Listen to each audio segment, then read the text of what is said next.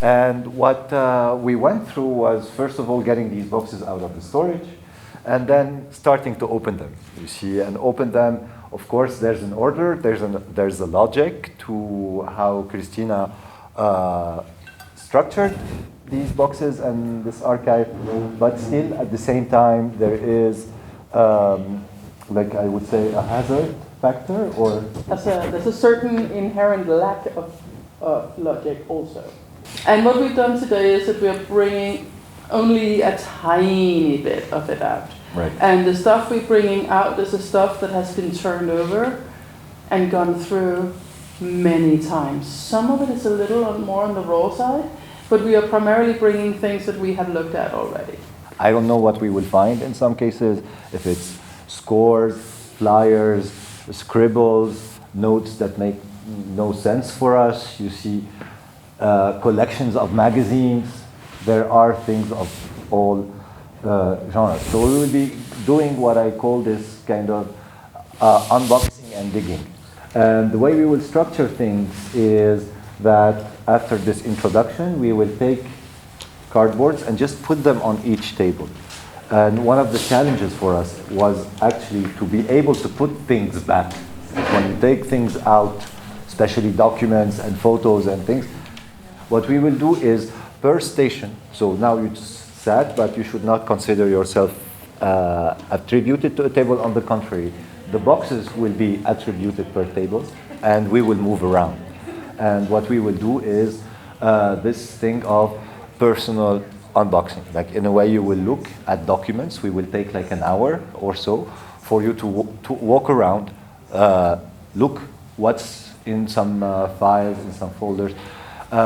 Whatever interests you, you will take in picture with your phone, or you will just take a photo of it and then what we will go through in the second half of, or in the second part, is look at these documents together, you see, and like try and see why you chose them, why they make sense for you in regards to your practice, in regards to questions you have, in regards to whatever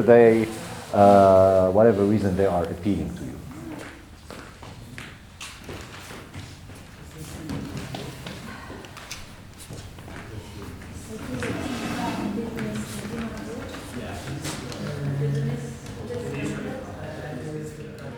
You've seen my images, and I'm here resident here.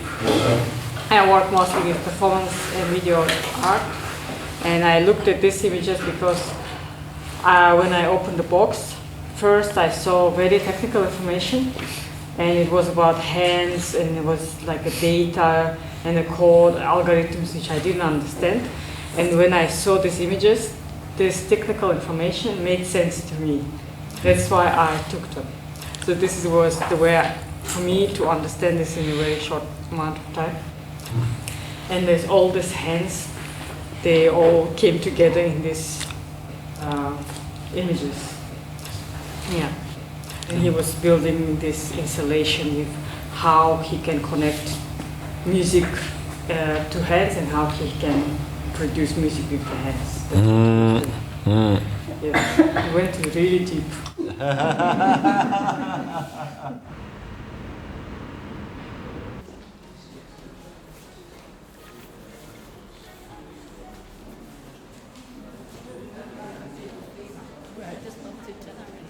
Welcome to this day-long program, and we're also really happy to present this program together with Het HEM Art Space. And especially multiple artworks that engage with the specific context of the terrain. So you'll have multiple walks, performances. This biennial we also celebrate 30 years of Sonic Acts. The festival started in 1994, tapping into the emerging scene of computer arts and presenting new developments in electronic arts and digital arts. How have things changed over the years? Has anything shifted, or is it stayed mostly the same? Well, I'm probably the last person to give an objective answer to this. A lot has changed, also around us, but at the same time I think if you look back at the history, at the publications, at the archive, there are core ingredients that stay still central to what we do, and also maybe why we came into existence as an organization and a festival in the first place. As a producer and DJ, as a social lover, and label owner, Back and Rubber, Ruben is fascinated by the origins of sound and how collaging, cutting up, layering and creating juxtapositions can create multiple meanings. You guys have been totally immersed in the archive in recent weeks, and you ended up focusing particularly on this specific time between 2003 and 2006. It was a bit of a given that that was the material that I was going to work with, and I did ask at a certain point, like, is there also more sort of like before and after? But that was also maybe not possible, and in the end I was very happy that it was not more, because it was just like, I think it was something like 40 hours of material, I think at least, that I was already going through, and I think it was lectures, music, presentations, but also videos of performances which are also a bit just capturing the moment of how it was. So it was quite a lot of different material. And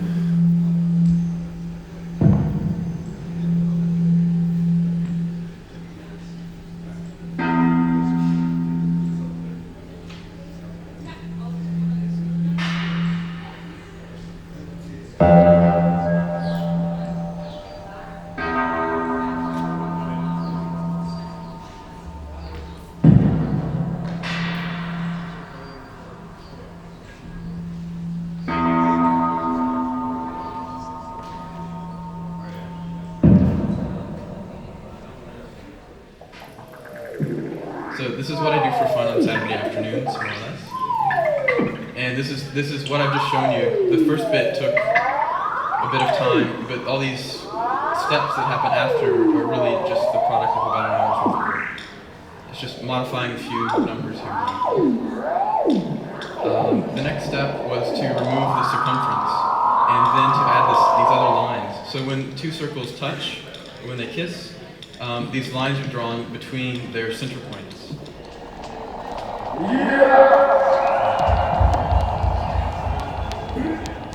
Alright, can I just ask you one question? Did we fuck you up? Alright, that's all I wanted to know. Alright.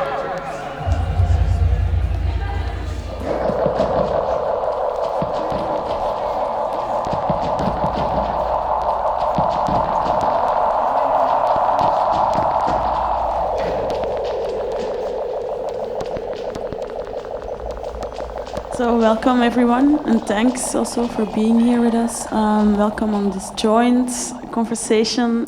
We are many, so welcome Minji Kim, Yeon Sung, Anika Schwarzlose, Elena Khurtova, Farzaneh, and Mint Park. I'm Maud, this is Angeliki.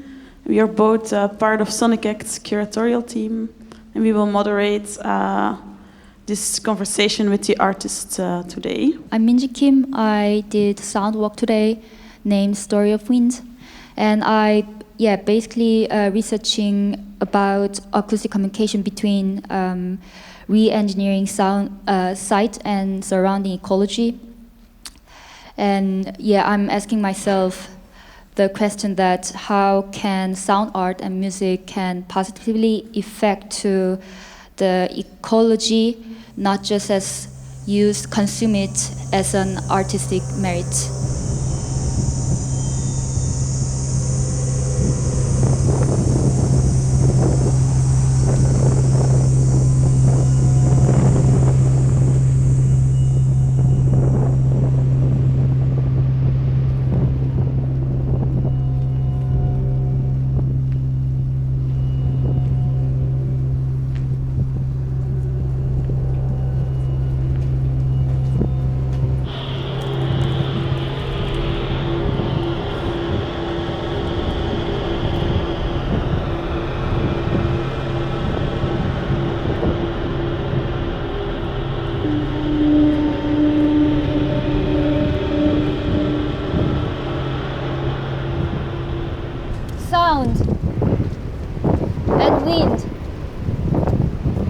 has a similar essence.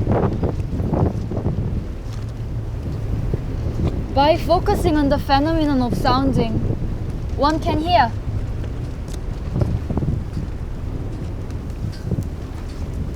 And hello, my name is Yeon Sung, and I presented our collective cycling performance together with the audience. And that work has been developed 2 years ago. I'm from South Korea, and always exposure to this extreme, heavily polluted area. Especially, I'm also from the city of Busan. Kind of similar atmosphere it has, like Rotterdam port has. So, reinterpreting the idea of weathering, coined by Australian humanists and Lorraine workers, I tried to develop the bodily research, not the written or academic research as an artist, into this polluted area like Port of Rotterdam and the city of Seoul. The traces of contamination lingering in the soils, groundwater, and infrastructure. Let your senses turn inward or extend outward into the unknown. Inhale deeply, exhale softly, and pedal harder than before. There are tiny particles traversing within our bodies. Allow them to pass through us slowly. Let them cross smoothly. Elena, Khurtova, and I have been contributing to this Sonic Acts Biennial, which we've been very, very happily and proudly part of. Thanks again for the invitation. We've been showing a multidisciplinary installation at the Looiersgracht that engages with the history specifically of this area of the Hembrugterrein and specifically the weapons factory Hembrug. There's a quote which we found from a former employee which we thought was quite telling about the situation that people worked under here, and he says they did take measures against the explosion risk. The press was at the rear of the building, and between the press and the wall was a hatch, a thick steel door. You'd be working here on a grenade, filling it, then putting it on a conveyor belt that went through the hatch and to a press. The hatch automatically shuts when it's pressed. Every 10,000 grenades or so, there'd be an explosion. It sounds incredible, but those explosions could be heard in Zaandam, right across the city. And we were standing right there in the department, so of course it frightened the life out of you. But because I'd experienced it 2 or 3 times, I was used to it to some extent. But yeah, it was scary, unbelievably scary. Plus, the huge bang left you deaf for 3 days after.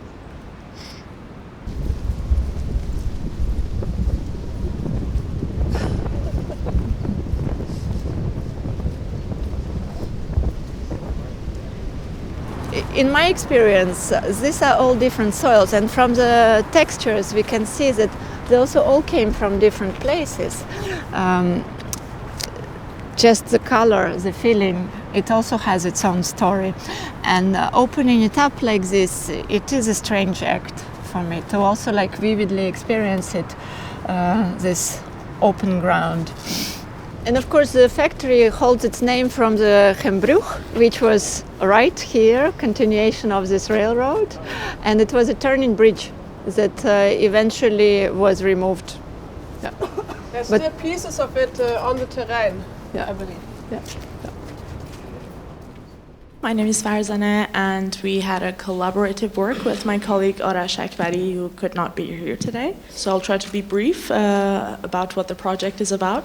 So our speculation was on the topic of acoustemology, which is a term coined by Stephen Feld in the 60s, combining the words acoustic and epistemology, which is a way of actually obtaining knowledge through sonic interactions with the environment. So very briefly, the story is that Feld went to New Guinea and lived with the Kaluli people for a while. They used to live in a rainforest, so they couldn't really see far away because the plants were very dense. And what he figured was that they had a quite specific sensitivity to sound in order to communicate with their environments. For example, they would know by the soundscape when it's about to rain, about the vegetation cycles, even describe their emotions by using bird songs.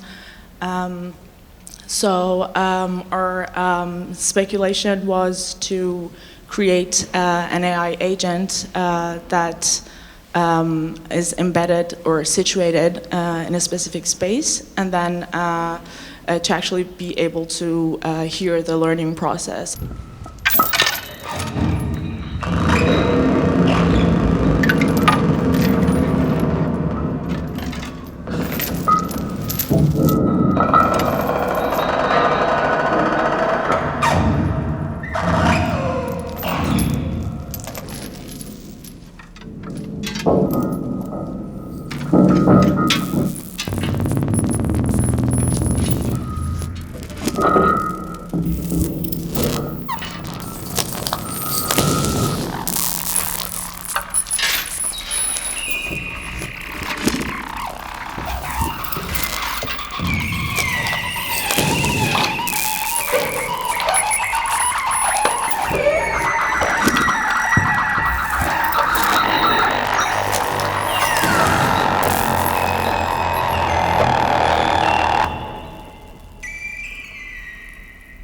Hi, my name is Min Park, and today what we've done is for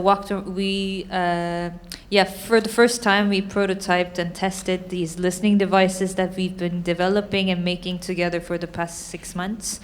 This listening device has a microphone and also has a composition and field recordings that I've been collecting over the past year, 2023 and early this year, of this terrain, and also Amsterdam Westport, which is just across the water, and also on Jeju Island, which is a southernmost island, location where it's known for its the most turbulent and windy island. The subject of turbulence is a research topic that I've been continuing on for 3 or 4 years from now.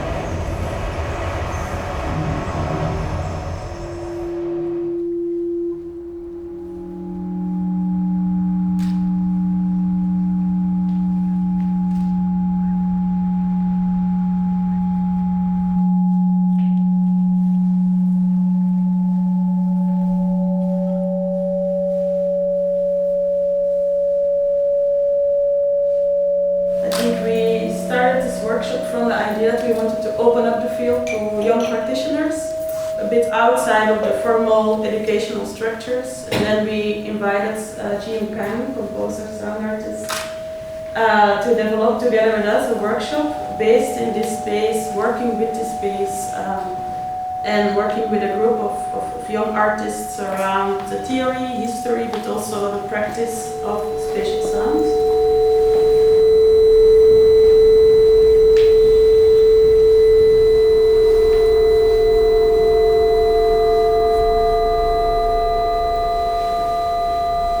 First of all, thank you very much for coming to this final presentation of the workshop.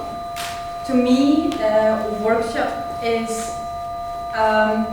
something that comes with the tool that you bring home.